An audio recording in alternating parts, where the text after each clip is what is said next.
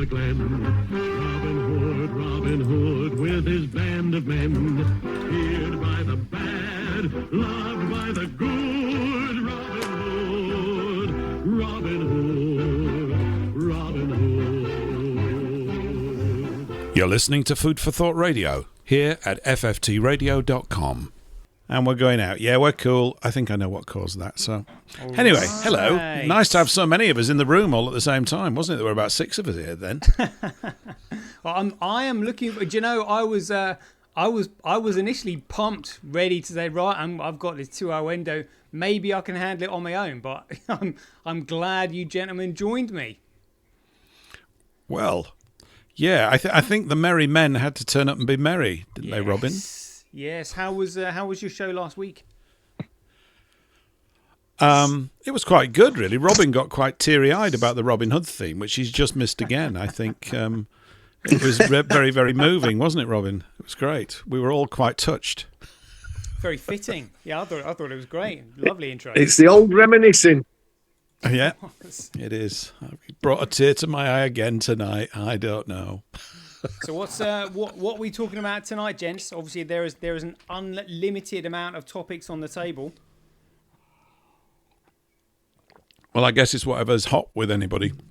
I guess the big news story has obviously been the Henry Nowak repercussion thing, hasn't it? Which we were talking about a bit last night. But everybody's talking about it. But that's not necessarily a bad thing, even though some people, I think, are talking about it in a rather silly way. But then you always get that, don't you? What else is there? Well, there's loads. It's Robin's segment. We've got that. It is, and then we've got a few. We've got a few other bits to go on. I don't know if many people have been watching the Dale case where he arrested a police officer for not doing his duty. You know when they say the judge was almost arrested by an inspector. When they say he arrested a copper, like what you mean? He said to a copper, "You're under arrest." Yeah, he literally stated under Section 24A of the Criminal and Evidence Act that you can arrest a police officer, even a judge. Nobody's above the law, and literally, but it has to be a felony. So the fact that they'd reported the vaccine centre as and got a crime reference number, the officers then refused to shut it down, so they were arrested. But nothing else. There's a massive as we all know, Congress in America has basically stated that the vaccine was nothing more than a biological weapon. Reported on GB News. We've now got a massive case law in Greece where the death of I believe it's a young man that was in perfect health before he got the vaccine, literally dropped dead. The government has now had to pay him €300,000. What they paid the families? They paid it out. Not exactly too much. So we now believe that this is going to open the gateway for it all. Let's hope so. Because they can't hide behind the fact that it was a freedom of choice. It wasn't a freedom of choice. We all remember the slogans: "Come and get your jab, save your granny." Well, yeah, no jab, no job was the one where really no job, threat, coercion. Coercion. Yeah. Enforcement. Yeah. So, and this was, I think, believed to be taken into consideration by the Supreme Court of Greece. And basically, coming to their decision, they just basically said, no, you were trusted. You basically, said to people, this is in your interest. This is for you. This is whatever. You are partially to blame for this.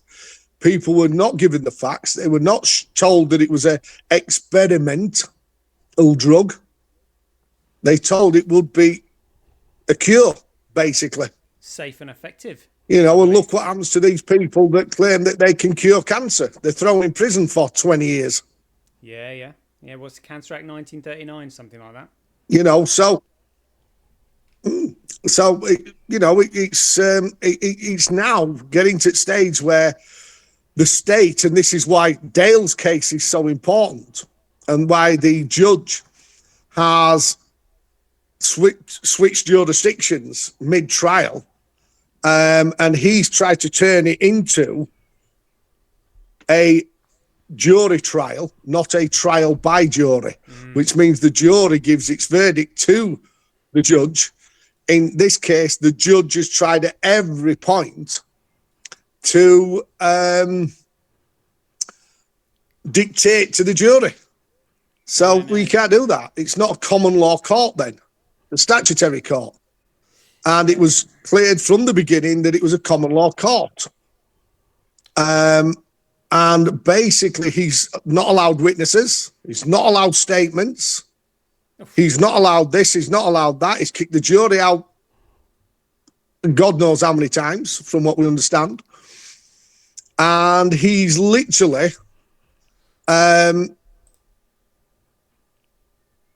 committed judicial overreach.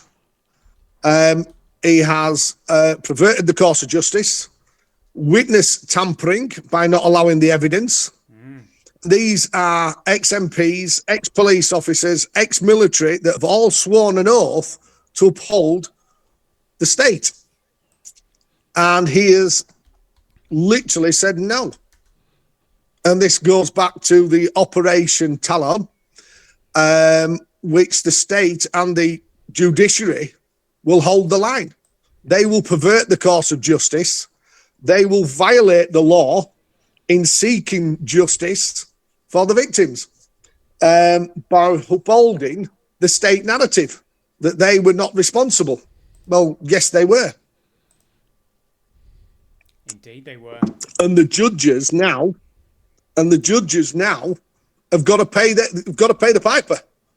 This judge, and it's a King's Bench judge. Luckily, there was somebody in there that knew their stuff and issued them with an opportunity to cure. You accuse yourself for bias, in breach of impartiality, bias in the jury, witness and evidence tampering, not allowing the police to answer certain questions that were relevant to the defence's case, called the defendant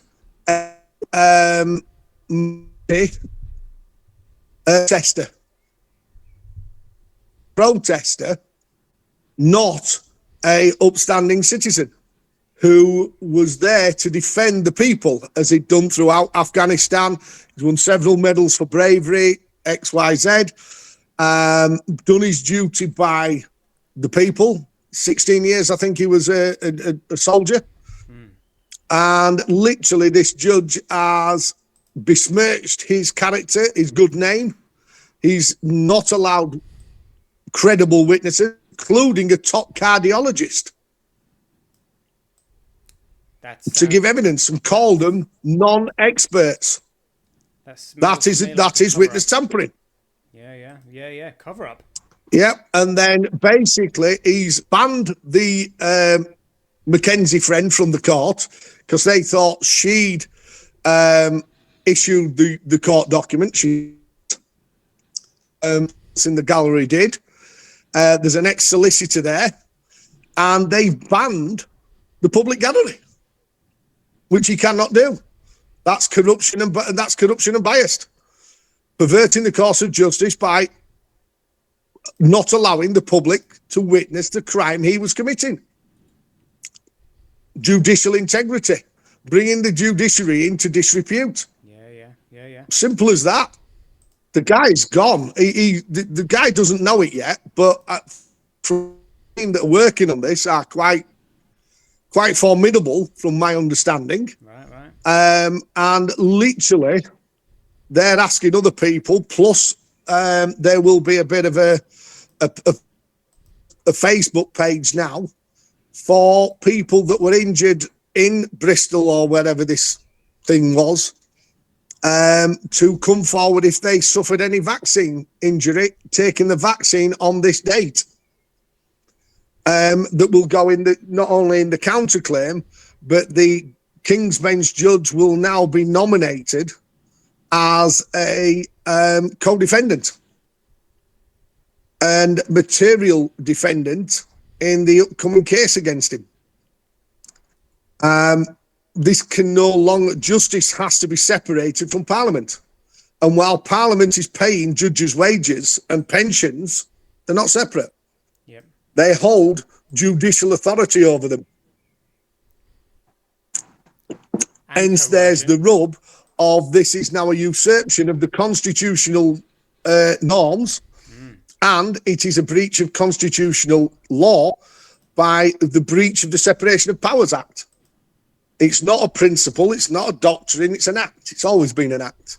But this is what Parliament's done to pervert the course of justice.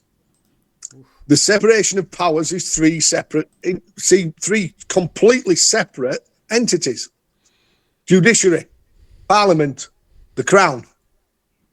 And when I say the Crown, I mean the imperial crown, the office of king, as to the people's right.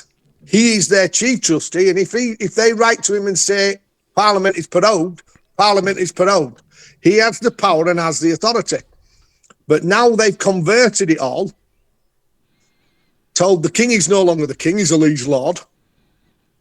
The king has no power, and Parliament now hold the chief trustee's position in a breach of the Separation of Powers Act. Within Parliament, parliamentarians have no power, none. They're there as public servants. It is the true king of England that holds the chief trustee's position to prorogue Parliament if they get arbitrary or become what this lot have become over the last 50 years. Parliament cannot at all withstand the people's will to dissolve. But these are because they've changed what Parliament stands for.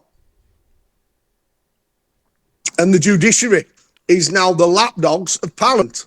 The police force are the Gestapo agents, the stormtroopers of the judiciary, the council, and Parliament, the state. The state that doesn't have any landmass, the state that does not have any borders, and is run from top to bottom by corruption and evil. It's as simple as that. They've converted us all, by Roman characterization and translitigation, the Interpretations Act 1978, from inhabitants to residents, your home, private property to dwelling, corporate language, corporate estate, so they can take it.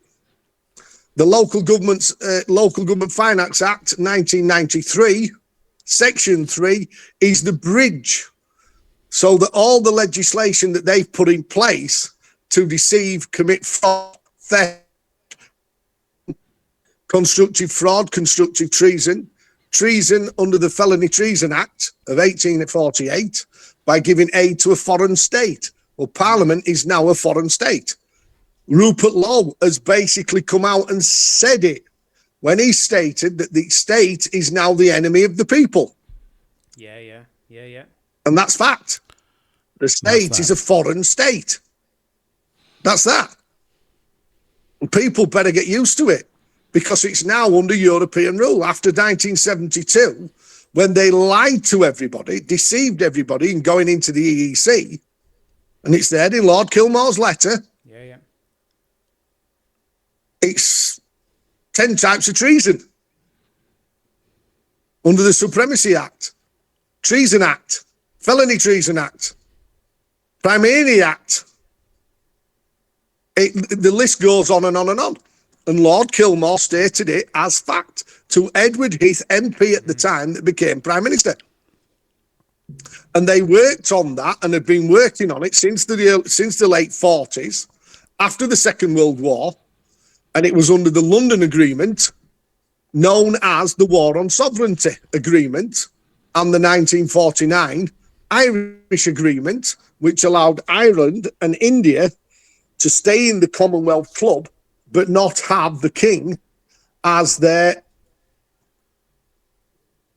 region, and which the king at the time kicked off massively. And lo and behold, 1952 came along, and what happened? Queen Elizabeth was coronated. He was no coronation was 53, but who died? George V or VI, whatever he was.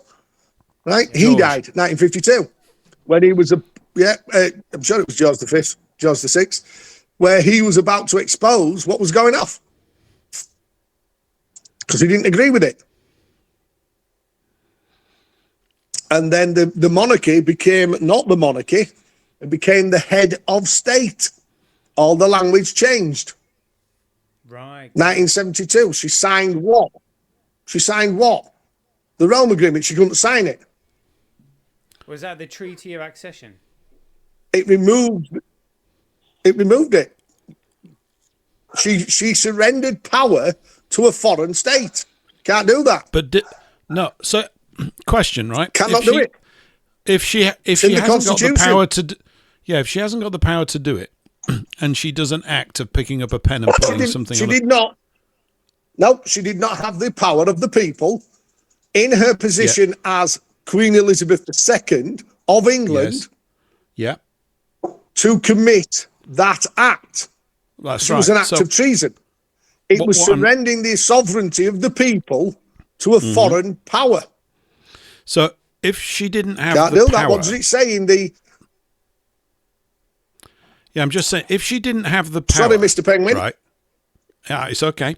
I was just thinking, if she didn't have the power, but went through some... I've got you back. All right, cool. Oh, yeah, we must have had a bit of lag. If she hasn't got the power, and she goes through a ceremonial act, let's call it that, there's maybe a better phrase, of picking up a pen and signing a piece of paper, that whole event is null and void. Yeah. Right? So there's nothing for us to worry about, is there? It's all null and void. So if it's all null and void... Well, that's why we've got a legal system rather than a lawful system. So what's the legal system? It's the legal fraud. I'm just coming at it from a slightly different sort of observation about all these moments in history where we say, understandably, well, they did this, but it was unlawful. But if it was unlawful, then they didn't do it. So what I'm sort of driving at is... They lied. I know, but... Not being awful. It's the power of the lie is the bit... They were paid. The royal family, according to what we understand, the royal family was paid £350 million per year to sign the agreement. Because that was basically the sovereignty of the people removed. In 1974, and you can look it up, it's all over YouTube. Yeah. Edward Heath did a tour. Yeah, I'm aware of that. And he stated that there would be no change to sovereignty. None. Well, I'll think you find the courts changed in 1972 because they did not become courts of record. They became legislative administrative courts. In breach of the 1986 statement from Lord Denning to the European Union that said administrative courts have no authority in England. None. So these things, this has always been part of my position, is these things that have been signed, being a null and void act on its face, right, should have no purchase or effect on our way of life. So where does the deception lie? It lies. I know, I'm agreeing with you, but we look out, don't we, and we see the effects of it. So why are people still affected by it? Because, well, I don't know, there's all sorts of reasons. They don't know it. Secondly, I guess those in the so-called halls and corridors of power operate as if it is true when it is not. And so, although in essence, everything you say is correct, and she had the minute she picked up that pen, it was a whole sort of pantomime because she can't do that. It's just, you don't have the power to do that. Yes, that's why there was a massive kick-off in 73, 74, when Edward Heath and the government had to circle the government, the country and say, no, you've misunderstood. No, it wasn't. They surrendered sovereignty to Europe. But they didn't, did they? Look, they can't do that. I know, yeah. I mean, if they can't do it, If they can't do it, then they didn't do it. It doesn't matter. Yeah, that's the bit I'm getting to. This is the bit whole I'm getting point. to is, the bit I'm getting to is, where is it that given that we're under the effects of a bogus event, why are we still under the effects of a bogus event? Because it's bogus. Everything about this is so how. Sorry, in other words, sorry, Paul, but you're breaking up. You're getting some serious lag on this on your end, mate. I'm getting every other word. Oh, really? Are you picking it up okay, yeah, Gary? Apologies. How's it going? It's fine for me. I can hear both of you really well. Yeah, I can hear you pretty well too, Robin. Yeah.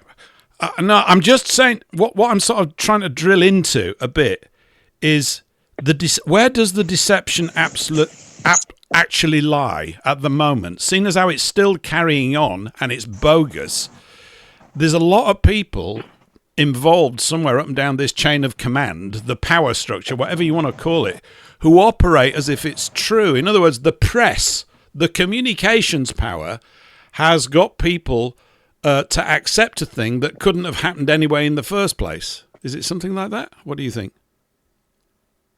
Correct, but I sort of try and see where you're going. Obviously, I'm hearing every other word, Paul, still. But all right. The truth of the matter is that the reason that Lord Kilmore put out that document as a public document, not a secret document between two colleagues or friends or what have you, but Edward Heath's document still has not been, to this day, open sourced, still classified as secret. And what the politicians wanted to do was conduct in secret and remove protections that they couldn't remove. Mm-hmm. And twist laws such as the Primary Act they put into the 1969 and 1967 Theft Act, then repealed them. You couldn't write this up. You couldn't make it up. No. And this is the problem that everybody should have now with Parliament. Parliament has claimed the imperial crown and placed it in Parliament to give itself royal assent since 1949, and it's in the Commonwealth document of New Zealand that states this, not me. And they've turned that crown into the national crown. Fraud. It's not a national crown, it's the imperial crown of the imperial office of king. Yeah. Simple as that. The king office is the chief trustee of the governor's authority that Parliament must yield to. But now Parliament, because of its theft and fraud, 1949 with the Irish Agreement, and removing it from the king of the day to make them the state head and head of state of the persona, the state administrative fictions. That's where you've got the two dual nationalities now. We've got the one hand, the living biological. You've got on the other hand, the administrative fiction that really kicked off 1948, then was really made into something in 1953. You've got 1948 British Act, fake.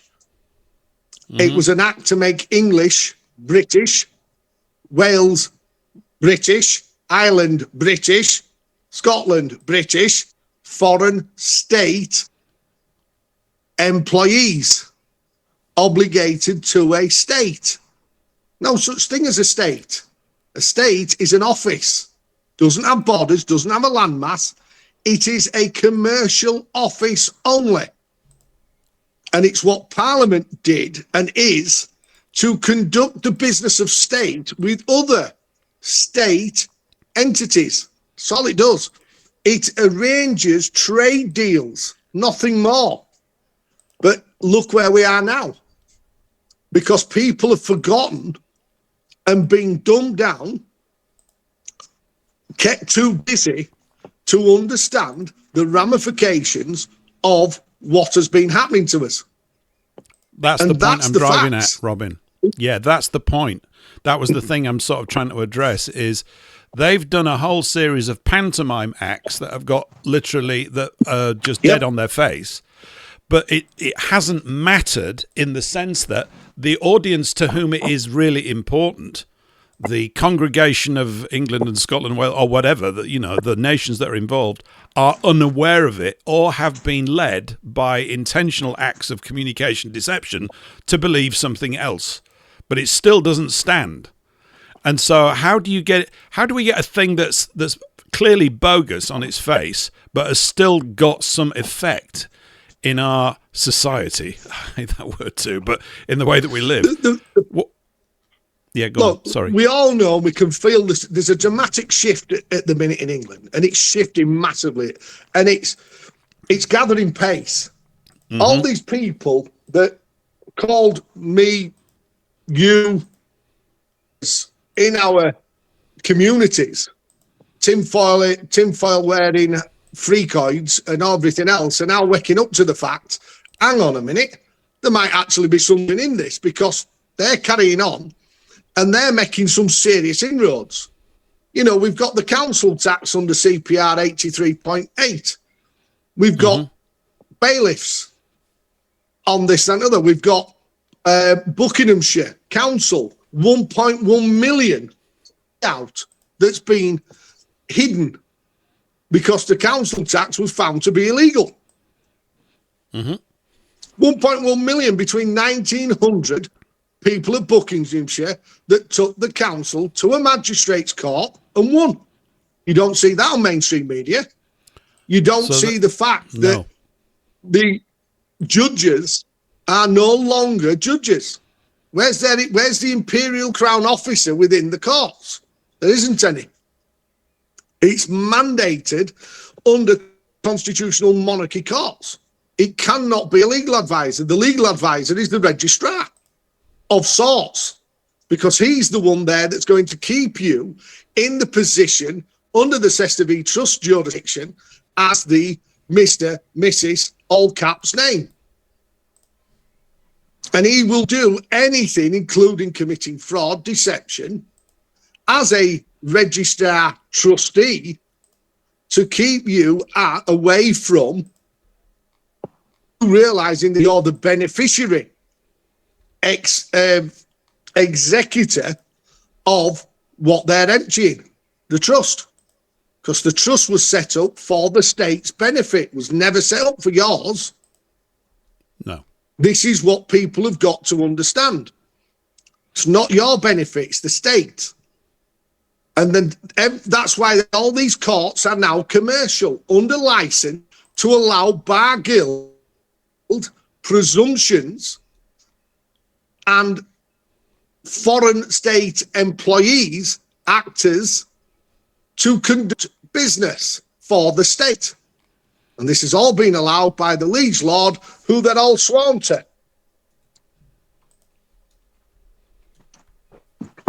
Let that sink in for a minute. The head of state.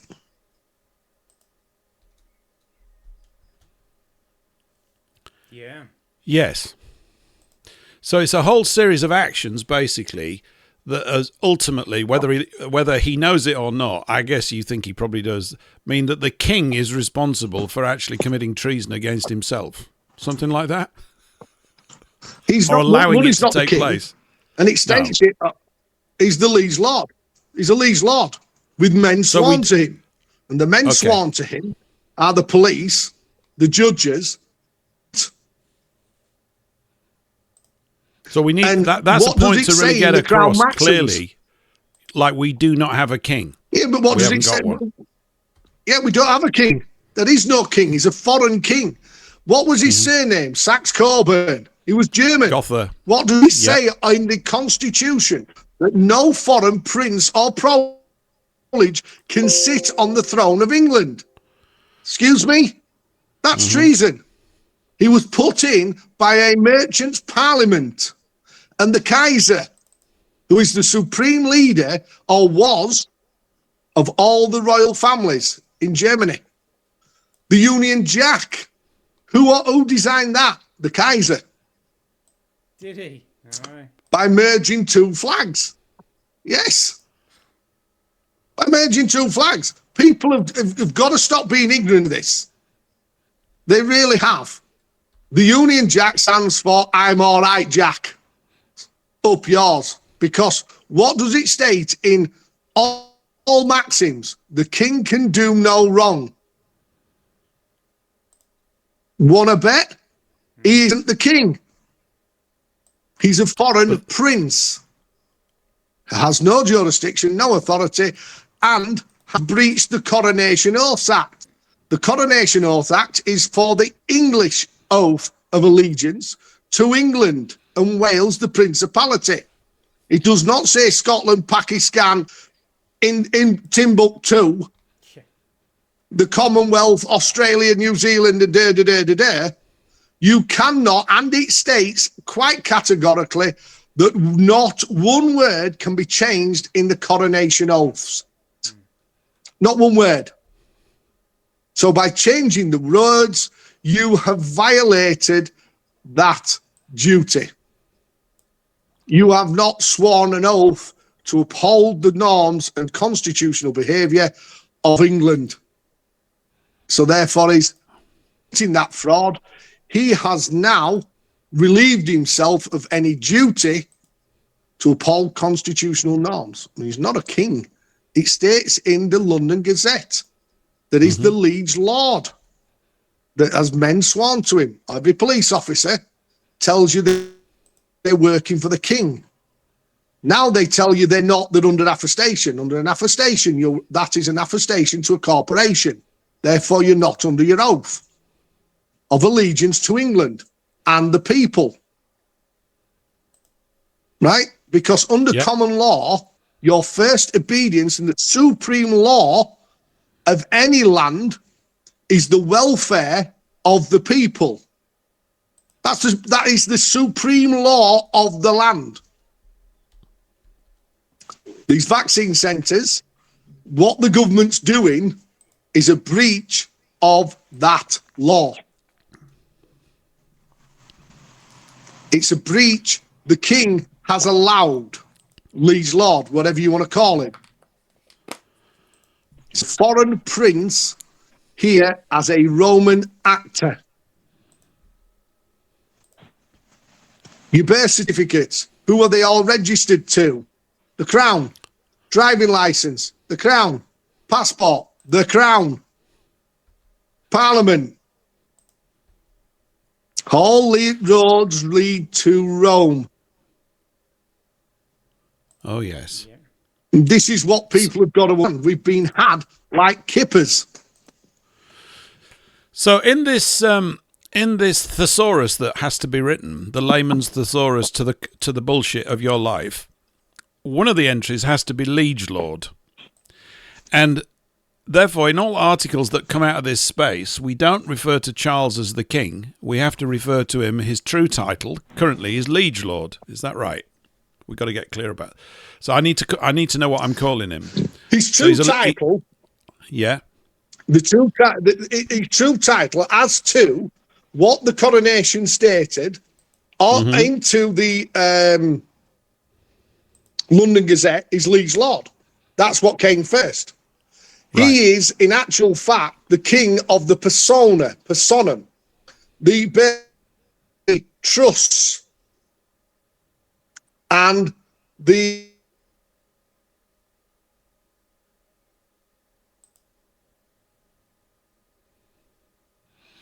I think we're having a moment. We're having an internet moment. Yes, we're having one. Lovely. Yeah. Always when you want one. Oh, of course. Yeah, we'll have to. He's probably. I mean, it was a bit like this last week, unfortunately. I don't know if he's up a mountain. Yeah. I think it's because he's using Wi-Fi rather than being hardwired in. I know. I did mention this. We're going to have to get on top of these technicals because it's exhausting for all of us. Might have his phone might have run out of battery. It might have done. Honestly, it wouldn't surprise me. No, You know? no, it's possible. But your line of questioning there that you had for Robinhood, this is what I am trying to get across to people. In order to fight this, people are going to need the economic power and the political will. So it's all very well knowing the law and saying you can't do that. That's unlawful. That's criminal. If you say to a criminal, you can't do that. That's criminal. That's unlawful. That's against the law. The criminal will just turn around and say, "Oh yeah, who's going to stop me? You." It's a bit like Dale, saying to that copper in the court, "Oh, you're under arrest." Okay, next. This is where it's going to take political will, and political will is useless without economic power. Which is why this lot, first of all, went to attack and control the financial system by orchestrating World War I to steal all the gold from Russia, World War II, steal all the gold from Europe and Japan, then the Bretton Woods Agreement and the Nixon shock and all this kind of stuff. And those in positions of political influence, like Rupert Lowe, for example, he will come running to me, when my plan comes to fruition, and I need to be ready and prepared with all the information to give to him. So in terms of the finance and everything, got it. This is the other thing that I was going to ask Robinhood about. It's just like, how do we lay this out to a politician who has no idea about what's gone on? Where do you start? I mean, I think I have a clue where to start. I would start with, look, the 3 basic principles. No victim, no crime, no claimant, no claim, no contract, no obligation. That's the founding elements. The 3. Well, actually, people always remember things in 3. So there's those 3 elements, but then there's also the highest court in the land is a court de jure, a court of the people, a court of public record, outranks the Supreme Court. The highest document in law being an affidavit of truth, unrebutted, stands above all other documents. And then Halsbury's Law, which is the highest authority on the definition of law in England and Wales. So this is where I sort of the ground work of where we need to start. But I suppose the tricky thing would be is literally explaining this concept of a legal fiction. I mean, I had to completely, that took me a long time to get my head around, because I couldn't believe it.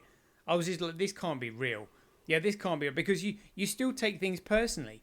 Now you realize everything is a deception. Yeah, I think there's something, though, possibly even before all this, which is,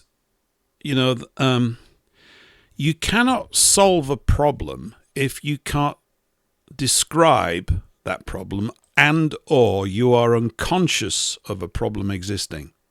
Most people don't even know that they don't know that there's a problem. They don't know that. In other words, I don't know whether there is any particular starting point. I'm always reminded of that thing, I want to get to so-and-so. Oh, well, if you want to get to so-and-so, you don't want to be starting from here. The thing is, we are where we're at in all sorts of various conditions of being conscious about certain fields and not so conscious about other ones. And I think it's probably unrealistic to expect any sort of individual to know everything about all things that pertain to this. That's one thing. It might not be. At the moment, looking at it, that's what it looks like to me. But we've got a situation, I think, this is what I'm saying, whatever people see needs to be done immediately, that they see, that's what they're supposed to do. You go, well, that's not very important. No, it is. It's all important. I mean, and I'm going to go biblical on you now, right? Because as we were talking about this thing, right, and it just reminded me, and it's from Hosea, okay? And you'll be familiar with this, but this describes our situation quite clearly. It says, this is Yahweh speaking to his people. He says, my people are destroyed for lack of knowledge. Because you have rejected knowledge, I will also reject you, that thou shalt be no priest to me, seeing that thou hast forgotten the law of thy God, i.e. me, I will also forget your children. Isn't that the situation that we're in? In other words, we've gone through a stepping down process for several hundred years now of being pushed away from, discouraged, away from the truth and from studying things, which is a scary word now. They've even it's weaponized. What you've got to studying things in silence. Yeah. This is why we've got a lot of people who don't have much ability to focus for more than 25 seconds. Because of all these things. And so we've got all these technology that's played its role in the latest phase that we're in. But if you don't even know that you're in a problem, you're not going to act to fix it, because you can't, because it's not part of your consciousness. So I think the really simple steps of, look, I just said thesaurus, which is still the wrong word, because most people won't even pick anything up called a thesaurus. They're not going to pick it up, right? We need the boys and girls guide to the law. I'm serious. Janet and John. Yeah. I've thought about this loads.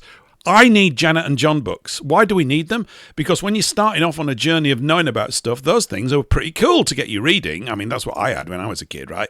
Janet and John books, okay? And that's what Janet does this, John does that. And it builds up pretty quickly.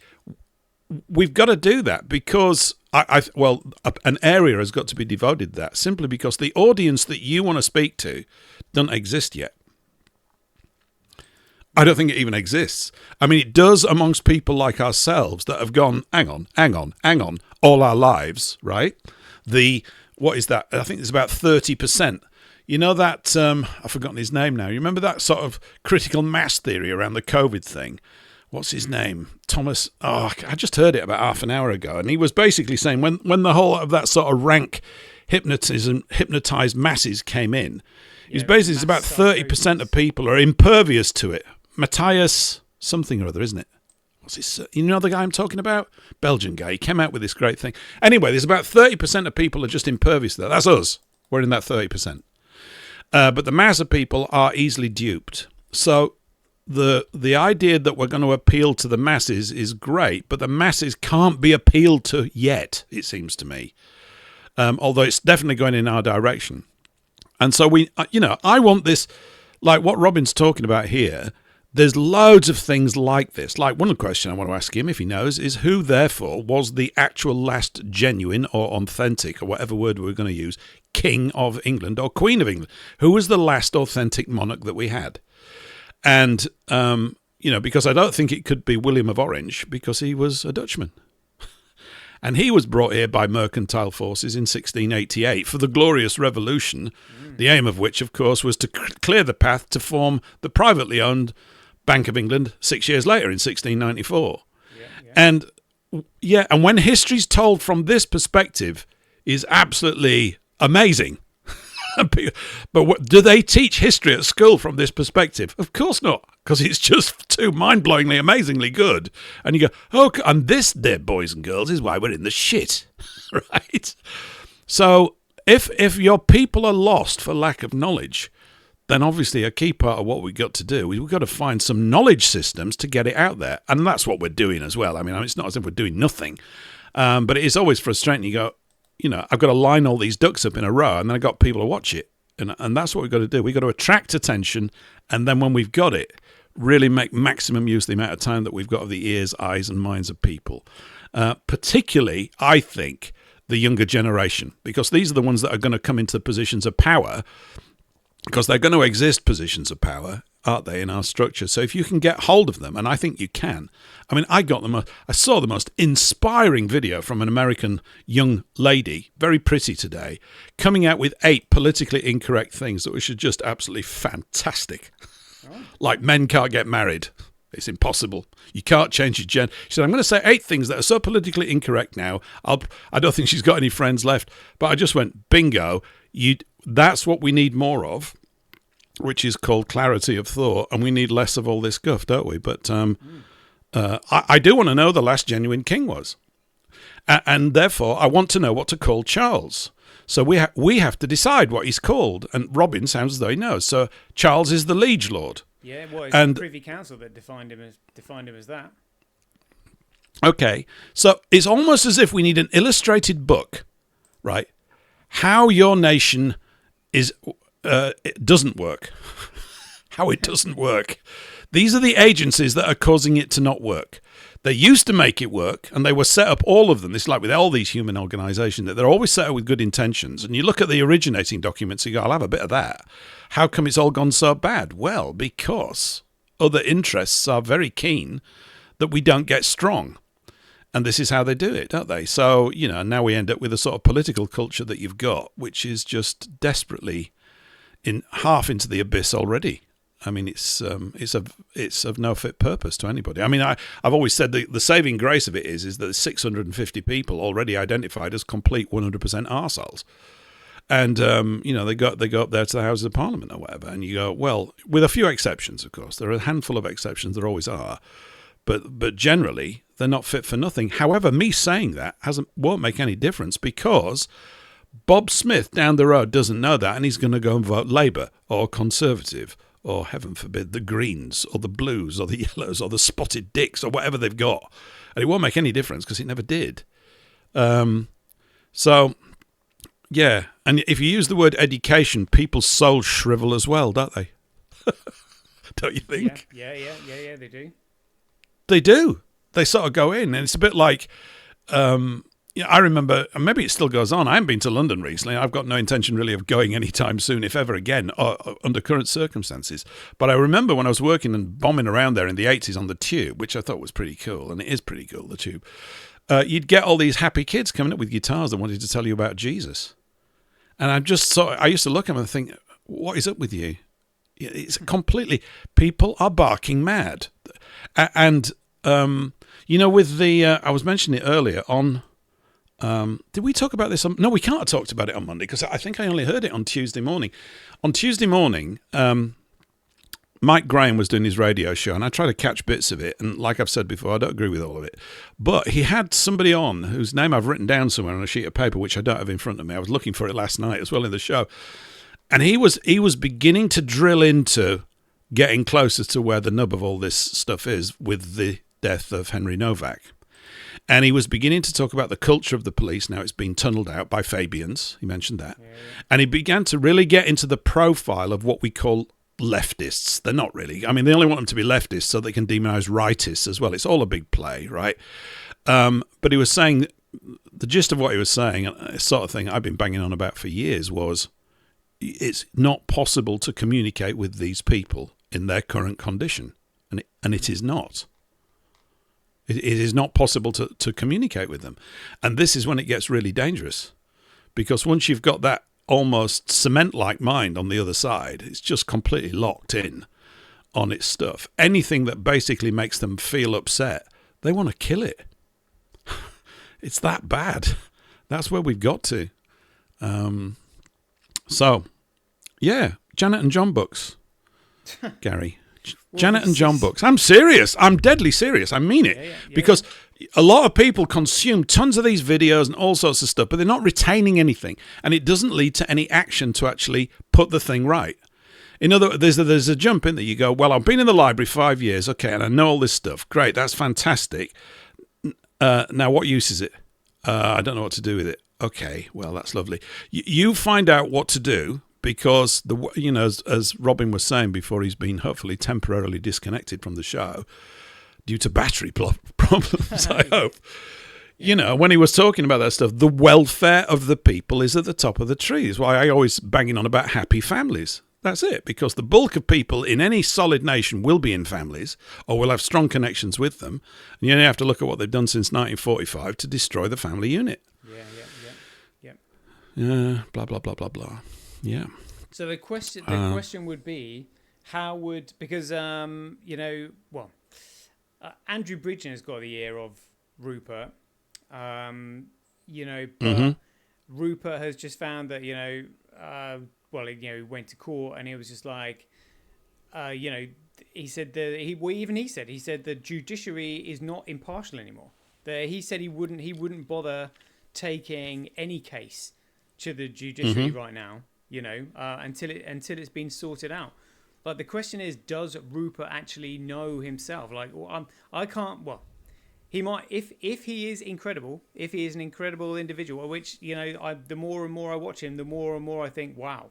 Yeah, I'm constantly impressed by by Rupert's delivery and the amount of knowledge that he has, and how he's also able to express it, because he knows about the Post Office Horizon scandal, obviously from Andrew, and he's researched it himself and said, look, there would have where's the excess funds gone, because the postmasters were paying what they thought were fines of funds that they were told had been stolen by them when they hadn't. So in other words, they were siphoning funds out of the postmasters, which means they would have gone somewhere, in probably on the profit and loss balance sheet and paid out in bonuses. Apparently, Robin's back in the studio. Is he below the screen? Can you see him? Oh, there we go. He's just sent me a message saying, "Let me in." There we go. Hey. You wanted to get back into prison, didn't you? Hello, welcome back. Yes, yeah. I've got to be honest, the thunderstorm here was actually quite exciting. It just knocked everything off. It was like really going for it, and the heavens opened, and my God, did they open. Yep. So, yeah. So nice to have you back anyway. It's lovely. Oh, we're really glad you've come back. Yeah. I'm glad that electrical storm has disappeared. But to answer your question, the last king of England was William in 1600s. He came over. William the Conqueror. William the Conqueror. Yeah, but he wasn't English. No, he wasn't. But what you've got to understand is the Englishman can only take the knee in battle. Right, if we lose the battle, right, then he can claim whatever he wants, because to the winner goes the spoils. So the king ran to France of England because he didn't want to fight him, and he legged on shore. And what happened? Everybody took the knee. There wasn't one arrow fired. He was William of Orange, and that was it. He was then married off to Anne, the king's daughter. You're saying that William of Orange was the last king of England? Last true king. But he was Dutch, wasn't he? Everyone else after William the Orange is a foreign Prololian king. They were brought in William by Dutch? the merchant. I thought William was Dutch. Then how can he be an English king? He's Dutch-German. Because he won the battle. Not one arrow was fired, but he won the battle. He came over because the king at the time was going to go with the Pope. And and William was so outraged because he was a Protestant, said, over my dead body, got the army together and set sail. And was that Charles II? Was that the son of Charles I? Yes. He ran to France. He was a spendthrift, wasn't he? He was a complete... He squandered stuff. This is so interesting. Yeah, because, you see, I'm not happy with William of Orange either. I don't like the idea of cheesemakers coming over and pretending that they're English. Well, he didn't pretend he was English. He basically won the war. So he won. You can't deny that he won. And it's there in history. And any buff will tell you, if you lose a battle, you lose. And Which England battle didn't put a fight up. No, they didn't, because... Now, that's interesting. Yeah, I know. I mean, I think someone was asking the question the other day, said, when was the last time that foreign troops were in England? And it was in the 1680s. There were 12,000, maybe 15,000 Dutch troops on the streets of London. Yep. Guarding it all. Yep. But there wasn't a fight, was there? There wasn't an actual physical battle on a battlefield. There wasn't. No, there was not one arrow leashed at all. Unleashed. There was not one. It was done. The king had fled because he agreed with the Pope to literally allow Catholic rule. And William of Orange, who was excommunicated by the Pope because he told the Pope to go suck his thumb, and literally was not having any of the Pope's nonsense. And literally when England was supposed to be one of the last bastions of Providence, Protestant lands and everything else that had fought for years upon years, he went and helped and came across basically to help the Protestant barons. So we are told. I don't buy that for 1 minute. I'm going to tell you why I don't buy it, right? I don't buy it at all. No, he came over to be king. He came to be king. Who were the kingmakers? Who were the kingmakers? Because the hand of the real enemy is in this, right up to its armpits. You know about... No. This is no. He barred the Pope. He barred every Papa Bull. He barred every church. He barred everything. Three times in history. Three times in history, the Pope has been told to get out by three kings. 1, King John. 2, William of Orange. 3, Henry VIII. Barred them, barred all paper bulls. 3 town stands as truth, fact, and cannot be disputed. The Pope is not allowed anywhere in England. He has been ordered by the superior authority to leave. End of. He was an advisor at best, and at worst, he was and always has been the demon behind the Merchants' Parliament, because merchants wanted to do the trade.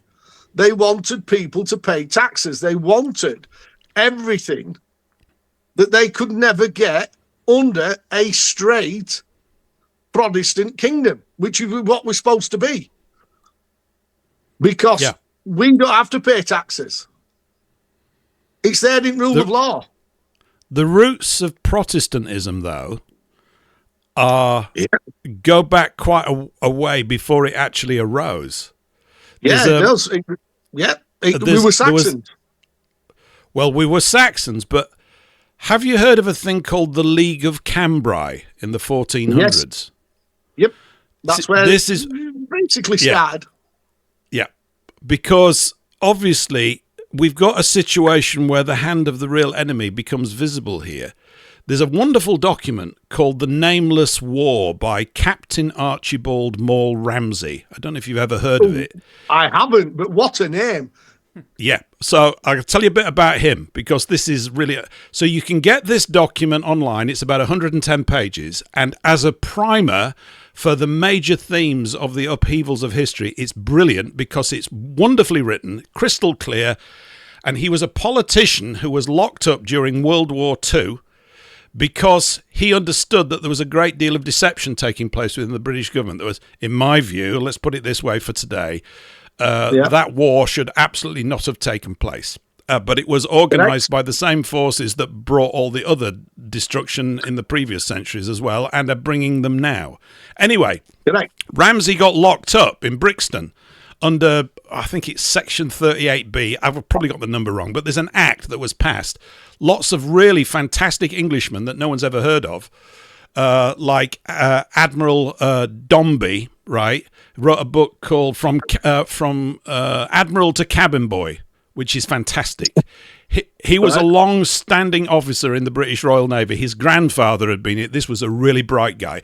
And he was, in the 1930s, this is a bit of a run-up, right? So you're going to let me spiel for a bit. But in the 1930s, he was forming a league for peace between the Germans and the English, because many people understood that the First World War should never have taken place either. The hand of the enemy is in that up to its armpits again. So, and as soon as war was declared, they locked all these people up, including Captain Archibald Maule, M-A-U-L-E, Ramsay, who was a politician. And they locked him up in Brixton for 3 years.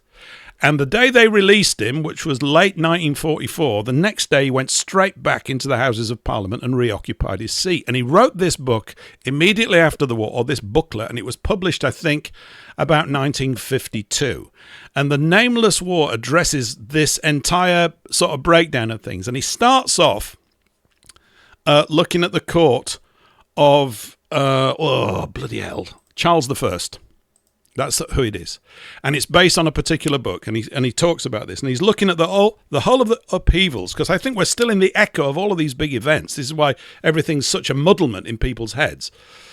And he looks at the whole of the events that brought all these conflicts about for the origination of Protestantism. Now, I'm sure that if we spoke about this again in 6 months, we'd say it slightly differently, because it's one of those things you sort of pick up more information as you go. But as I got it with the League of Cambrai, basically the black nobility of Venice, who are not Venetians, let's just leave it at that, the Pope got angry with them at the time because they were doing what they'd done in their previous part of the world, Khazaria, which was they used to send boats out, and any merchant ship that went past Venice, they'd send a man of war out and they'd tax it.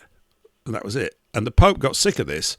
So he forms that League of Cambrai. There's about 50,000 troops. They march on Venice. Venice at the time is not underwater. It's on marshland. And they send their blokes and they said, if you don't stop doing this, we're gonna raze Venice to the ground.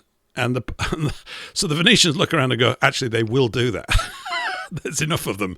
So they come up with a deal. And they then go off privately and they say, we are never going to let the Pope interfere with our commercial interests ever again. And so they then sent their sons and daughters off into monasteries and the Catholic system to find out how it worked, to tear it apart from within. That's part of the plan. And they funded money. They got money up to Martin Luther, courtesy of the Fuggers, Fuggers, the Fuggers, who were in the pay of the major money guys, who were the usual culprits, right? And they got Martin Luther to become their gopher. He writes his big 101 things and nails it to that door in Wittgenstein or wherever it was. And it kicked the whole thing off. And they also then picked a nation that they would use to divide Christendom. I'm not saying this in defense of the Catholic Church. That's not what I'm saying. I'm just saying that's the way it was. And they picked England, basically. And they picked the court of Henry VIII. And that's why he had all that trouble. And that's why he ended up being the one that basically broke away in such a huge, huge way. And Maul Ramsey goes into all of this. It's very quick sort of read. But he shows you the pattern over and over again in terms of creating discord in populations and then using that to actually change everything. And in the melee, they take hold of all the power centers. And this happens again and again and again and again. You probably know all this kind of stuff. But that's why I think it's important, because when people, I went to I don't know where you went. I went to a church and it turned out that it was Protestant. But when I was going, I didn't know. I didn't have an idea. In fact, I didn't even go to a Catholic church until I was about 10, and I didn't even know what it was. Okay. Why does it look different? What's that smelly stuff? From all that incense stuff? And I was a cub at the time. I was a little cub before I became a scout, right? I was about 10. And I turned to the lady, Arkayla, and I said, I've got to go out. She said, well, I said, I'm going to throw up. I just couldn't stand it. And I thought, what is this? And I spoke to my dad. He said, oh, they're Catholic. He said, what are they? I mean, I didn't know. I didn't have a clue, right? Yeah. And yet it's at the base of so much stuff. So this country was basically riven and intentionally picked by this bunch of merchants. And this is why in London now you've got Lombardy Street. They're all named after these places. And is it not the case, to some degree, that the British Parliament is modelled on the Doge system that came from Venice? With two houses, two sides, they argue, but in the background, there's a real power that's got everything under control. And it's been a reflection of that all down the line. It's the battle between the merchants and the people, to some degree, having true representation of for their welfare, as you mentioned, which is spot on. That's really the number one. This is why I always talk about happy families. Happy families is basically they're in a state of good welfare, and happy includes everything. It's a big word. It's a really big word. It is, and this is the other thing which you touched on, which I just want to sort of stick a little bit on a tenpenny thing. It was also that Henry VIII had what was then the Bible, the Catholic Bible, changed into what he could read. And once he read it and read the version, the full version, he was outraged, and that's what also kicked off.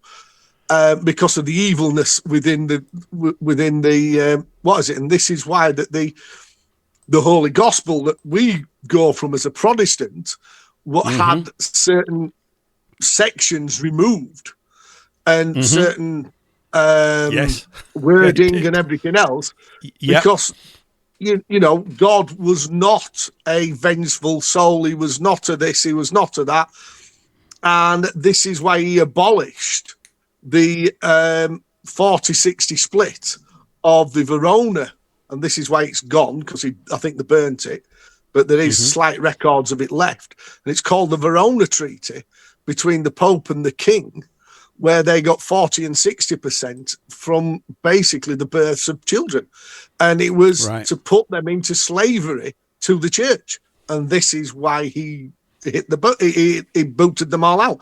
This is why he took their churches, he took all their gold, he took all their lands, and banned the Pope and his envoys from England forever. And what we've got is the merchants now that have infiltrated Vatican, that have infiltrated every government. And this is why this is why they've hidden a certain document, and it's in and they'll move it now because I keep mentioning it.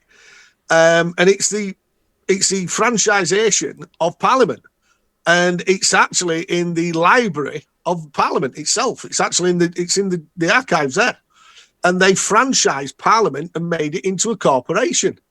And this is what we're now seeing. Everything, courts were never meant to be paid for. You cannot buy and sell justice. You cannot delay justice. You cannot deny it. But because they've rejigged everything into a corporate structure of commerce, you now have to buy justice.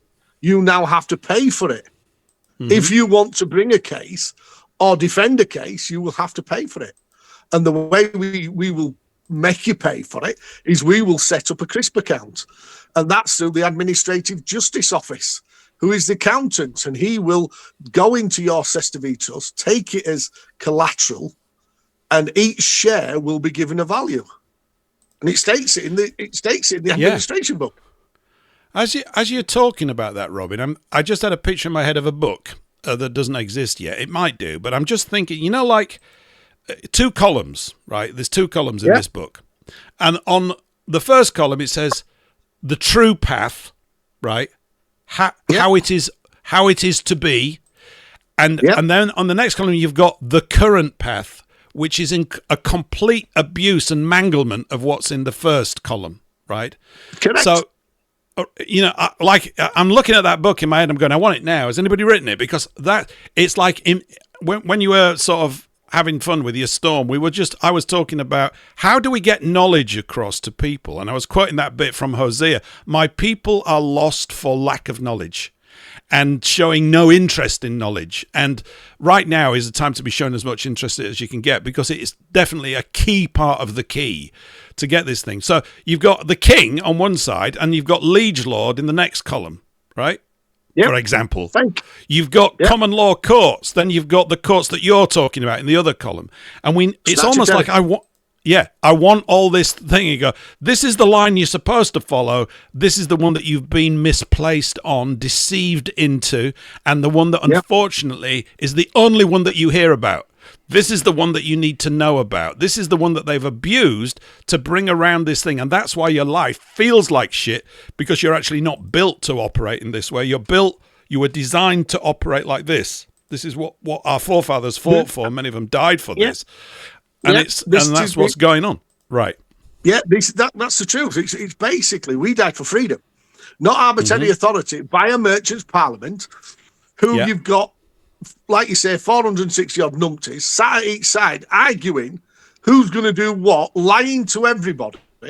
And then you've got the secret power who's already been come out and said it's Mr. John Smith, who literally dictates to prime ministers. Who's he? Yes. I think it was Suella Bradman that came out and said it, ex-MP, and she was quite high up in the ministry, ministers' offices. And literally she's saying, who on earth is he? And nobody would tell her. Nobody would even speak about him. And then we've got the financial deception, which, Gary knows about, which is, the Bank of England. The Bank of England is a federal state. It's not our bank. It's owned by the Vatican. Oh, it's owned by the Fed. Well, when you were talking about William of Orange, I think we mentioned this when you were having fun. You see, that's 1688, right? The Glorious Revolution. They call it that. I don't call it that. The deal was, basically, merchants got him in. They got William in on the condition that he would give them the license, or whatever the term for the document was, to have their own Bank of England. And it only took 6 years, because that happened in 1694. So the whole thing is a complete... You don't think that's right? Okay, go on, say something. Go on. William wanted Yeah. the Bank of England, right, for the people. So what he allowed was not what was written. It was all changed after his death, so that the bankers could take over, right, the merchants. And again, this is how the inner city of London started, because the inner city of London was granted to the bankers by the Pope. Well, the Pope had already been banned out of England. So how did he? And how come it's the square mile that was burnt to the ground by the Dutch bakery? And why was all the legal documents burnt in that square mile? All of them. Yes. They all You're went up talking in about smoke. 1666 now, yeah? The great Yep, fire. Great Fire of London. Yeah. So And another one. I'm just throwing this in quick. It's slightly off beam, but how come they had all the plans ready for the rebuilding of London ready to go? correct. Along It was a setup along job. Masonic design lines. I mean, how come? Yep. I mean, and no one ever says how long does it take to knock up plans? Oh, they did a great job. I bet they bloody did. How do you sort that out? No one. That's the nitty gritty that they always miss in these things. You just get this sort of blanket sort of feeling about things. You go, well, that's impressive. You go, it's a bit too impressive, frankly. Do you know what it takes to do that? I think that plan was laid down many years prior. You know, all that kind of and stuff. it was all funded by the Vatican and the bankers. It was all deliberate to create a foothold. And as the Bar Guild is an international guild, it's a commercial guild. So why are we paying solicitors, commerce, barristers, commerce, that are all in the same club as the judges, just in different inns? Yeah. Excuse me? Because we are the people who are lost for lack of knowledge. That's why we're doing it. Yeah, because we're all being completely dumbed down and not to look this direction. Absolutely. No. There's nothing to see over here. What's the other hand? It does multiple tricks. We'll empty your pockets over this one. It's all in commerce. It's all, you can't go into a court. What do you mean you want to represent yourself? Who do you think you are? You haven't got the knowledge or the expertise. Well, I'd rather do that than give it away to an absolute corrupt bar guild, corporate solicitor that does as he's told, that's under oath to the king, liege lord, whatever you want to call him. I need that book. And, and he is the foreign prince. He's Dutch, for God's sake. His lineage is German, Dutch, and Belgium. He was one of the poorest royal families in Europe. And it's stated as fact. Yeah. And they've done anything for money. Anything. Yes. Like Cromwell did. No. You can say what you want about Cromwell. I mean, Cromwell destroyed the Parliament, not enough for my thing. But while under Cromwell, the nation prospered. After Cromwell, look what happened. But they hated his guts. Gentiles got him. They hated his guts. Got him. Put back a foreign king and literally dug him up and quartered him. What the hell? I'd have been with him, Robin, so maybe we've got a difference of view on that. I think he was one of the top shits ever, along with Churchill. But you see, the thing, like if you look at what he did, the new model army, this is the bit where I like to get into logistics. Where did all the money come from to equip that army? It came from a guy called Carvajal, the great Jewish war financier from Spain. All of this stuff is in Ramsey's document, and when it's read, you get the big picture of what is going on. Also, like the ground was very fertile for Protestantism with regards to all of the frictions in England at the time between England and Scotland that were taking place, that were all amplified. All of this kind of stuff was going on. It was ripe for a situation like that. And I also think, although I generally don't speak favorably just about the Roman Catholic Church, right, for all sorts of reasons, I work also on the basis that in its early days, it was probably an honourable thing. What's occurred with it is it's become affected with Babylonianism. That's why they've got these big needles. They've got that big sort of obelisk needle outside the Vatican. They've got one on the South Bank in London. They've got the other one over in Washington. There's a cult. There's something else dark that gets into everything that we build, and it warps stuff. And then everybody ends up blaming somebody else, with the label that we've been given. So it's not that I've got a negative view about all of these things. I mean, there's a guy called, an English writer called William Cobbett. And I was mentioning it to Gary the other day. If he were alive today, he would be right here in this conversation, as far as I'm concerned. And he went to, everything about him is just extremely interesting to me. He went to prison over the Bank of England because he didn't believe in paper money. I went, oh, that's interesting.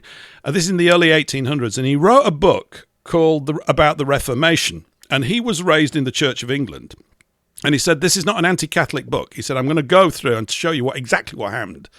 It's so readable, even though it was written 200 years ago. It's a blast of a read. It really is. It's tremendous stuff. It was for me anyway, when I was ploughing through it. And what he calls it, he said it's the wrong title. He said it should be called The Devastation. He said because Englishmen that were getting on fine 1 week, 3 weeks later were killing each other. And it is, and this is how we are divided and conquered, through all these allegiances to things that we don't even understand. I think, half the time. And I'll fight to the death for this. Go fight to the death for what? You don't even know what it is. What are you doing? Yeah, exactly. But it happens. It happens. Yeah. But people are so now, and I'm not being awful, but, climate change is being debunked, but yet we've still got all these climate change activists. We've still got the Green Party harping on.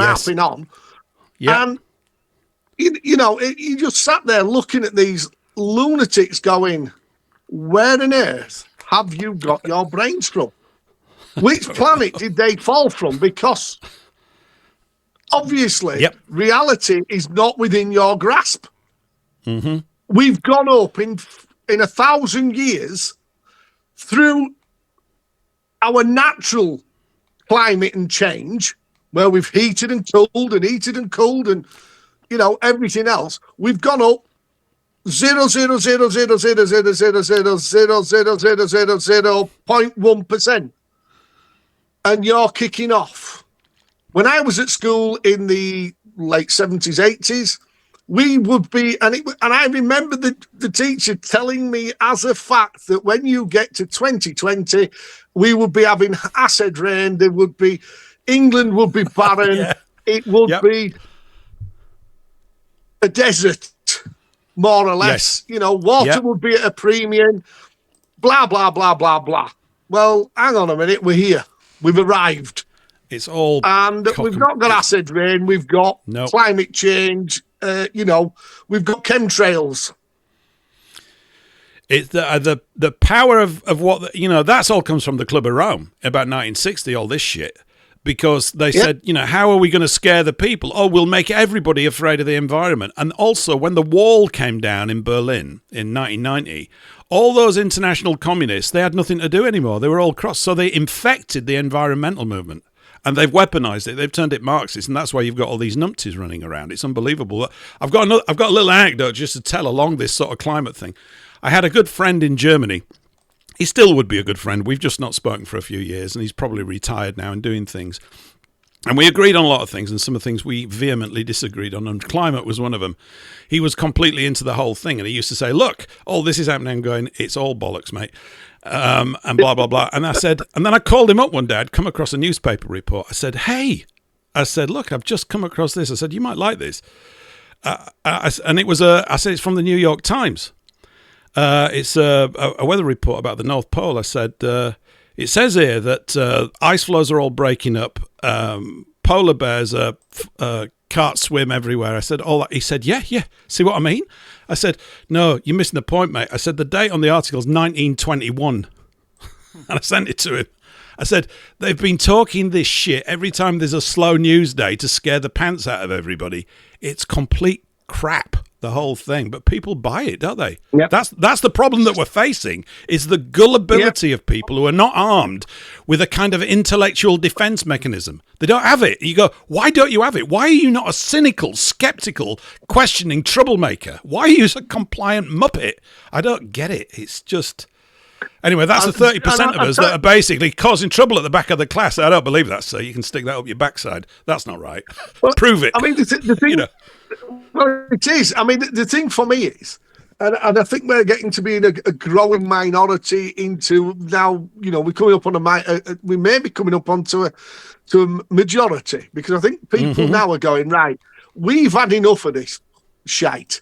We are not going to put up with the state's nonsense anymore. You're lying to us over this. You're lying to us over that. You're lying to us over that. What the hell are you telling the truth about? We've now got, which we're going to expose when I speak with a little superstar that we've got coming on next week, Chrissy. She's done a fabulous document that I'm reading through now. This is another post office scandal on the DWP. Yep. They've made up £3.6 billion worth of debt that never existed. They've drove men to commit suicide because they can't see a way out. They've literally rode roughshod over everybody. And they've been lying to everybody. This is going to make the post office scandal look like child's play. And there's, I think up to now, we've got about 12 or 1,500 people, men particular, that have actually committed suicide. No, it's awful. Because of what the DWP and other officers within that office have created. Yeah. Now, that's a sad statistic, that we've got a system that allows the bullying, the financial raping of decent, hardworking men that are trying to provide for their old family, their new family, and have paid into the system.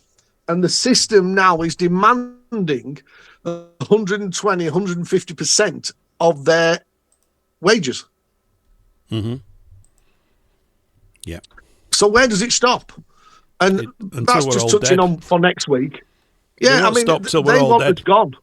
Yeah. They want us all gone. We know that. And this is what is driving, and I think the police need to be very wary at the minute because of, obviously, the Nowak thing, what's happened in Sheffield and where have you. I think it was Sheffield where there were, shall we say, a few people rightly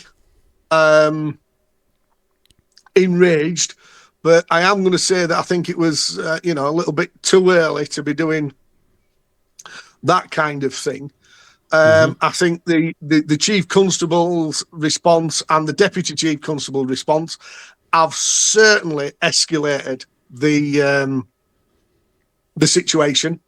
And I also think that they now have to stand culpable for that. The officers should be arrested.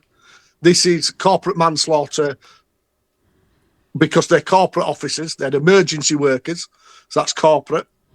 And this is culpable manslaughter. It's as simple as that. They didn't give aid. You can hear them laughing. You can hear them, no, you haven't. And 3 minutes. That's the bit that struck the nerve, Robin. That's the bit that's got people. It's the complete lack of empathy and what used to be called common sense. And of course, there's been all of these processes to effectively replace what used to be the British copper, and we can say a lot of bad things about that as well, but with a completely inferior version of it, because they got rid of, was it 2010 or during the early 2000s, they got rid of all the old lags out of the police force, the ones that had the experience, that knew things, and now the new lot that have come in, I mean, when you see them physically, you look at them and they've got arms like pipe cleaners and stuff, and you're going, what bloody use are you in any situation? I mean, they're just a joke. Yeah, but look what they're carrying. Pepper spray, batons, tasers. You know what I mean? They're going equipped, what we used to call it, to commit a criminal offence by license. A commercial entity cannot carry a weapon. Cannot carry. It's like if you walk into McDonald's and they're all armed, Yeah. are you going to stand and get served? Are you hellers like? Right? No, these are service providers. They're not providing a service apart from to the state, which is we're going to steal your car. Don't care what your inalienable rights say. We're going to take it, sue us, and we'll bankrupt you. Yeah. Go to the IOPC. So what? They're on our side. They're there deliberately. They are there deliberately to waste your time. That's if you can get through to an idiot at the other end of the line. And this is, I think, now what is seriously raging the public. That there's nowhere to be heard. The system is a closed box. Yes. And this box needs to be smashed one way or another. And I think it will be very shortly. And these, I think the LBC non-idiots on there that are saying, are you happy, Mr. Farage? Is this white rage enough for you? Well, I'll tell you what you ought to have a look at, old pal, is have a look at the fire brigade and the police having a go in France. Because that's white rage. That's now you've got the fire brigade, the ones that save your ass when your house is on fire, that there's a building, there's a car explosion, whatever. And these are now going toe-to-toe with French police officers. So we need some because news reporting on this. On. Yeah, absolutely. It came up today, actually, in a thing that it's like I'd mentioned for the radio stuff as well. It would be great to have a news service. I don't mean a proper one, right? It's just to promote discussion about it. But we've got a lot of people out there that like that little bit that you've just dropped in. I didn't know that. Right, and we've got an alternative news service to build as well. We've got to build everything. We've got to rebuild the lot. It's actually quite exciting in a way, but it's also quite daunting. But nevertheless, that's what we've got to do. We've got to do it. It doesn't matter how big it is. That's what we've got to do. No, we've got to get the news out there. We've got to get, and this is what Parliament now is scrabbling to keep away from us. This is what they're literally telling the news agents what they can and cannot report. It's absolutely sickening. It's sickening. Yeah. The news is the news. There's no integrity anymore. This is why the BBC's in trouble. You can't be trusted. I wouldn't pay you a penny. I will want to demand my entire money back and the shares that I own in the BBC, because it's a public broadcasting company. It's not the states, and it certainly isn't that fat-fingered Leeds Lords either. We built it. We paid for it. It is ours. And I want my shares out of it. The roads are ours, the public roads. You can drive on the public roads without a license, without insurance, because that is the King's peace. If you breach that peace, police officers, you now bring yourself into usurpation and alteration and breach of the King's peace. So be very careful. But when you get to court and you mention this, oh, no, that doesn't exist anymore. Under perpetuity law, it does. Would you like to readdress yourself, you cretinous moron? You don't know your left from your right. But they don't. And the problem with it is, Robin, there's literally millions of these people in that condition. It's the condition that they're in. It's not so much that they're possibly terrible, awful people, but they've allowed themselves to behave in a terrible and awful way because they've aligned themselves with immediate personal, usually financial gain, and they've gone in with the rest of the club, and they can't turn on it now because the other rats in the sack will kill them. So they're locked in. Yeah, they chose a path, and they want to drag us down there with it. You know. They're all compromised. Every police officer is compromised in one way or another. And that's the truth of it. We all know you're compromised. I mean, who gets an inspector as a Mackenzie friend in a King's Bench court? The officer knew, he came out and stated that he put the judge under his oath. And he stated it. And he made sure that the judge was in his own, and the judge then completely changed, and he was being arrested. It's as simple as that. But what does it take? Do we all have to go in and go, Inspector, come with me, I've got a court case, and if this guy ain't under his oath, you're arresting him? Yeah. To get a fair trial, to get fairness in a trial, to get justice. And the police have got to change. They've got to make a decision, and I think it's coming. Because if they don't swap sides and stop working in commerce under Admiralty Maritime Administrative Doctrine jurisdiction, they're going to face something that I don't think they'll survive. I really don't. Well, I think already. I agree with you. I think something's turned. I don't know about how you feel about now for all the all of the upper echelons of the policing to resign effective immediately, and we have to get rid of the CCPs, the crime and commissioners officers. They've got to go. They are the enforcement of the government. They are a complete and utter waste of money. Currency. Absolute fraud. Well, currency, whatever you want to call it. They're a waste of currency. We've got to get our words right. We're going to win with words, you know. Words are the key thing. They're the operating system that numbs everybody's head. You know that. Sorry, so I'm not trying to put you right. I'm just saying you've got to correct me. I can't say king anymore. I've got to say liege lord, right? We've all got to train one another on all this kind of stuff. But you're right. I don't know how you feel about things, but I go on this a bit more. And I think the more you sort of study and look at things, the more you start to trust your instincts about stuff. But I feel buoyant, not in a sort of, yay, it's all going to work out great. I don't know about that. But I feel that something has turned right at the very root of the planet almost in our favour. Something, it's, you know, you can say, well, they've overplayed their hand or whatever. This is going out as a wave. And, you know, it's unfortunate that most people only really ever learn through the hard lessons, the tough ones. And they're coming. And we've had some tough lessons now. I mean, look, there's more to come yet. This might be just early days with all of this. Yeah, I know that. I know individuals. And I'll tell you now, and I couldn't be honest. I mean, I've seen a document that I'm not prepared to release yet, but it will come forward. That basically they've worked out how many judges will be lost, how many police officers will be lost, and where they can hide to restart. Yeah. Once this collapses, because this is not their first go. I've already stated, have a look at the Municipal Act of 1835 till 1882, and that will tell you what went off. They've tried this scenario throughout our history. This is not the first, and it will not. And to be fair, it won't be the last, but. If we're still here, we have to make sure this is the last time that all these rodents are killed, that all of these are gone from the planet, ended, finished, and that we now give the children of our future a true understanding of what law is, and how to stop this kind of behaviour from ever happening again, and learning them correct planetary shifts in climate and what to look for.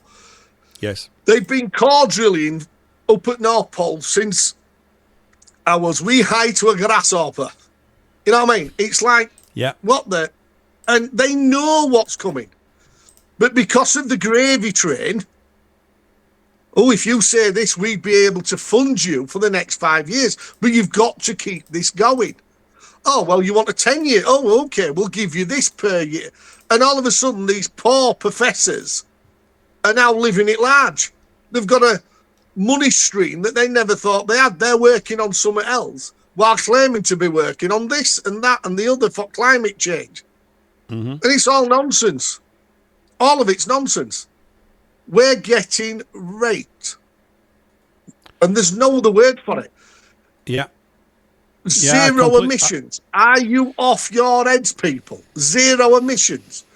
We've got that red in the bed, you know, the brother. Net zero nonsense. He wants finishing.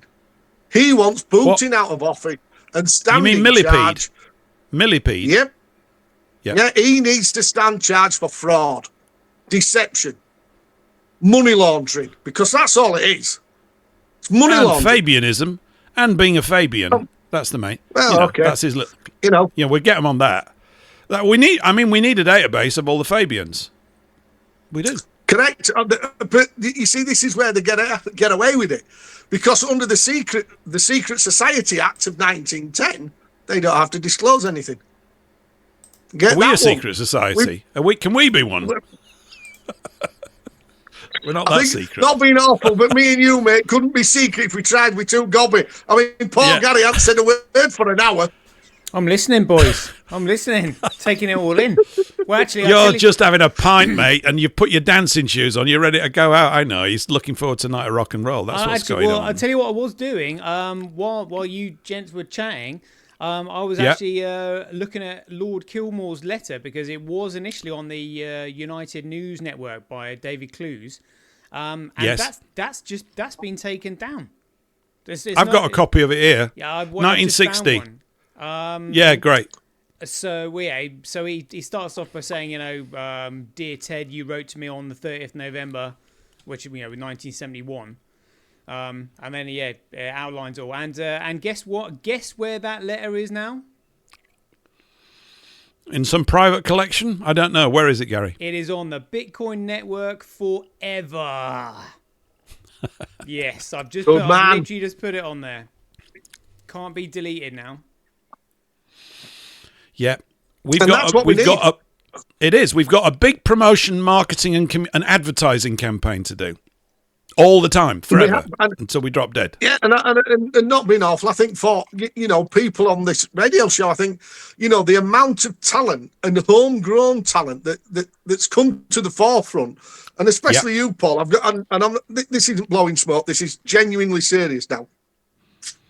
For you to put your knowledge, time, and effort into creating something like this, that's a hub for honesty, laughter, clarity, and just two old farts talking, it's good, isn't it? And people out there are enjoying it. They're enjoying the knowledge, the humour, and the banter between us. I mean, I know Gary hasn't had a word tonight. I've been listening. I can jump. He's about to burst forth. We're just a couple of gobby northern shites. That's what's going on, mate. We're shouting at one another. It's great. We love it, don't we? Well, great. I've just sent you, gents, the link to the Lord Kilmore's letter on chain, so you can see for yourselves. Fantastic. Yeah. Great. Thanks, Gary. That's great. Thanks, Gary. That's but this is what we need to be doing, and we need to be coming together, and we are coming together now. And people are finding other people with the same heart of they've got, that's pure, and like Wake 'em Up Gary over the 6Gs and everything else, which again I've got on next week, that I want to get out there, and we've got to keep it rolling, because I am actually worried for the kids of our nation now. I mean, if they're going to start putting this nonsense out, where does it stop? This is going to biologically change them, and it's starting to worry me a little bit that the speed at what they're trying to upgrade all the systems. Mm-hmm. And what's their end game on this? Because I seriously do not want to believe, and this is me, that all these are literally to take us out and boil us. Yeah. Well, I don't want to believe it, but at the same token, the evidence is now becoming overwhelming. It can't be classed as a conspiracy theorist or it's not real. Don't be ridiculous, because the evidence is now mounting, and it's mounting in such a way that people ought to be worried now, and seriously worried. And I think that this is what, shall we say, the shift on the people. It's what's going off at every level. It's not just that we're attacking them on one level, but they're now trying to attack us on multiple levels, and they're speeding up as we're speeding up. They've definitely got a wriggle on. Drop. Because the truth's coming out, and with this, and like I've said, I'm going to speak more next week as well on that. I've just discovered that this week on the Supreme Court in Greece, European court, which is, and I've got the case number and everything, which I'm going to expose on the realm. So people that have got a claim in against the government can now use this in our law and say, no. This has already been found. And they can't do it right because we're aligned with Europe. Whether we like it or not, the referendum vote was a farce. We're not separated. We've not cut the things off. No. They've still got tentacles in us. I know. It's ridiculous. Well, it's because they've never executed Brexit because they never intended to. They were furious about the whole thing. No. Do you know that that's the only thing I've ever voted in my life? Ever. That's the only thing I've actually... only thing ever that I've cast a vote for. It was just, I want everybody that's English to, that was my thing. I want, if someone's asked me, I say, we got to get out. And then you've got all these comments even now going, we need to get back into Europe. I mean, it's like you go, forget it. I mean, there's literally, the gap is so huge. It is unbridgeable by communication. You can't bridge it. It's impossible. It's not possible at the moment to do that. It's such a, and you know what? The chilling thing about it as well is, you know, hypocritical. It is, and you look back in history and you go, it's hypocritical. Yeah, I mean, you know, like when nations start fighting against one another. I remember as a kid going, why are they doing that? And you realise it gets to a point where it's all that's left. People are just going, I'm not going to live this way of life that you're seeking to impose on me. I'm not. I'd rather be dead. I don't want to be dead, but I'm going to have to fight for it because you've intentionally left no other option. And this is what, you know, people say, well, we want a world without war. I agree. Unfortunately, there are groups on this planet that don't want that. And it's their harvest. Yeah, and that's what this is. They've definitely got a wriggle on, though. That's why everything's speeding up. Yeah, they do. Yeah, and we've got to now literally demand full Brexit. We've got to put the government in absolutely, and this is what I'm doing at the minute, is we're putting the government in literally ridiculous positions because we're bringing in the Constitution. Now, they keep going on about the Constitution. Now, I'm doing a document at the minute that's going to demand every MP now shows that they're under constitutional crown oath, and which crown they're under oath to. You need to listen. Because that's the important bit. They will tell you they're not. Of course, we're under the oath to the crown. What crown? Then they watch them squirm. Watch them squirm. Yeah. Because they dare tell you it's not the imperial crown of England. Because they no longer are under our authority. They're under their own. And it's like I keep telling people, look up the four corner rule in Black's Law. A box within a box on a page is a coffin. So you go and vote. So what do? You put an X in a box. And what's at the side of that? Another box with the all caps fiction name in it by the Roman categorization of translitigation, illegal conversion into a commercial entity. So now you've just voted for the dead. Excuse me? Oh, and how did you do that? Oh, because I proved that I was what? The dead, the slave, the Roman citizen. Because you now have to show ID or the piece of paper that you get from the council to say that you're eligible to vote because you're registered as a good boy, as the Roman translitigated person, the corporate entity, which now can vote. What? You couldn't make this nonsense up. So Somebody did, though. Somebody did. Some force did. I mean, I do think this goes all the way. It goes all the way back to the dark temples of Babylon and even beyond that. There's something got in. Every time any institution, I was saying earlier, has been built, anyone, it starts off, you look at the sort of originating documents and go, okay, well, that seems right. 300 years go by and the whole thing's a complete manglement. It's been tunneled out from within, you know, and that's what happens. It's as if, I've mentioned this, there's a spider in nature, right? And it attacks ants. One spider against a colony of 100,000 ants, it's got no chance. And it crawls to the entrance and it emits a gas into the colony of the ants. And it drives the worker ants mad such that they kill the queen. they commit colony genocide. And that's how the spider...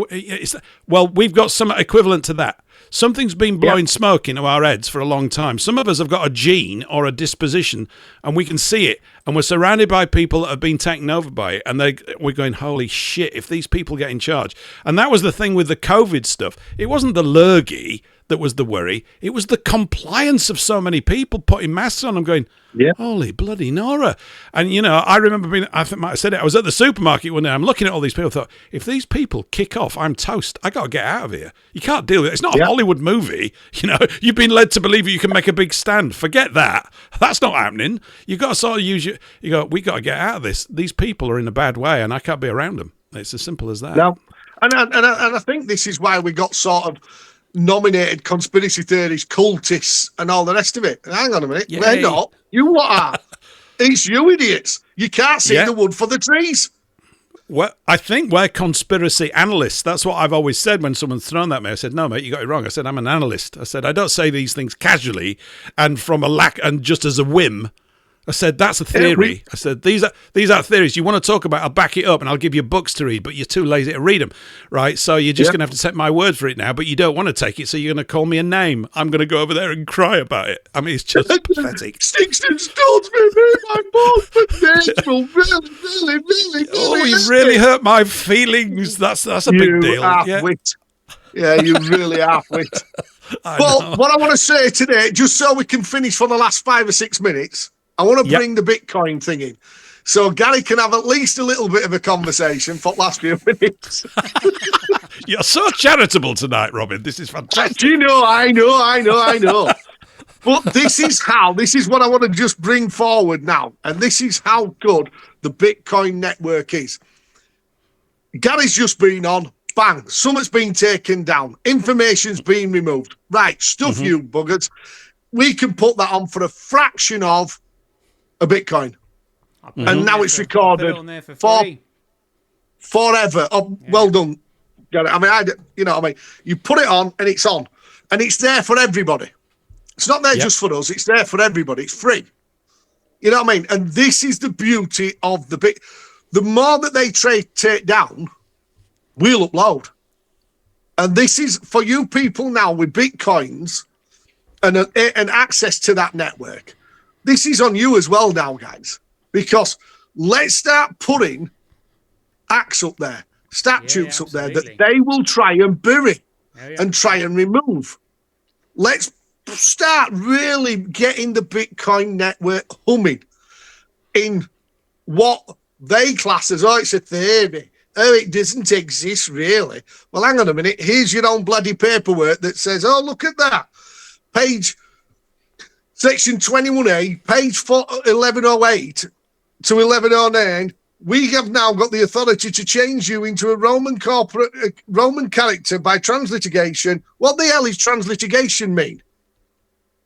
He's like, and I'm a Roman character. So I'm in a play now as a Roman soldier. No, you're as a slave.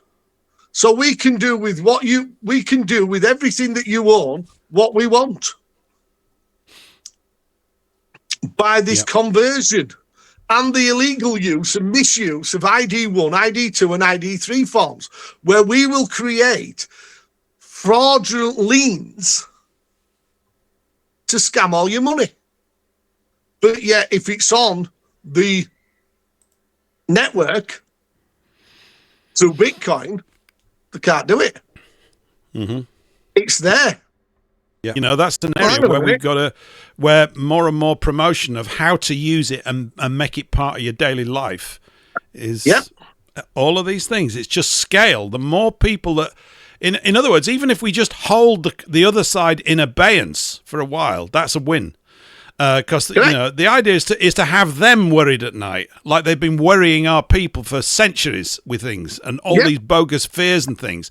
I want them to not sleep at night worrying about their bills. You have a bit. What's good for goose is good for gander, and they say that imitation is the most sincere form of flattery. So we're honouring you, where actually your policies are now going to be applied directly to you. You obviously thought they were good, so you can see what they're like. Bye. Yeah, it's that kind of stuff. The only trouble with that is they all get their bills paid for by us, I mean, Yes. how on earth is that? How on earth is that any? And that's on their second homes.